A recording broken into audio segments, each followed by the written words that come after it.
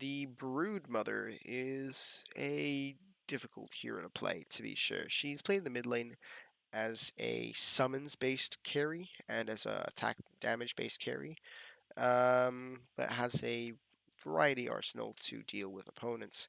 She can be also played in the off lane, however that's less common.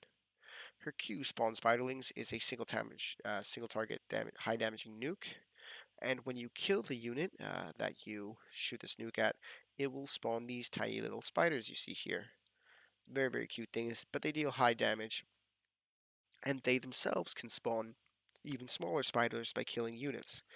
It's very, very annoying, and you can easily get upwards of 50 tiny spiders attacking the opponents. And how are you going to deal with all these units? Well, spin web, uh, makes a huge web that you have several charges of, and while you're inside this web, you have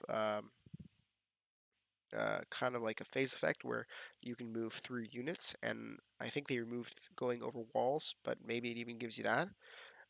It gives you increased health regen, increased movement speed, and it's very, very difficult to deal with because you can just dodge in and out of fights like it's nobody's business. Incapacitating Bite is a passive that when you deal damage to an opponent through an attack or when your spiders attack, uh, it essentially slows the opponent and makes them have a high chance of missing attacks done to you. This is, remember, physical attacks, not spells. And Insatiable Hunger, a self-targeting buff that after a certain duration, that for a certain duration of time, 14 seconds, you deal bonus damage and you gain bonus lifesteal. So the damage that you deal in physical attacks comes back as life.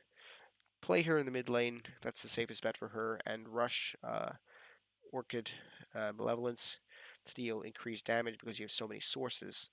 And just try to run down opponents because that's the best thing for you to do. Take an early game advantage and snowball with a high amount of spiders from there. Be careful with micromanagement to ensure that your spiders survive because they do make up most of your attack damage. So once you lose those, you're still a high potential, like high value target, but a bit less quick on the kill.